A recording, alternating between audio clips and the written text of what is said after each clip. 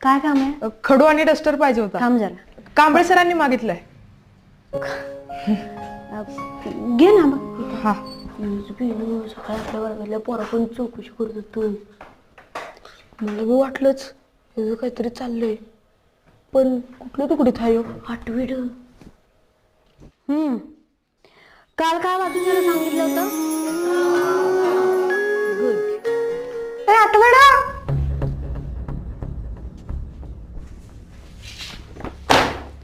काय बेशिस्त वर्तन सुरू आहे रे? हा, तोही तुमच्या शाळेचा विद्यार्थी आहे ना? नवीन विद्यार्थ्यांचं स्वागत तुम्ही असं करता का? करता का? तू काय विचार करेल आपल्या शाळेबद्दल?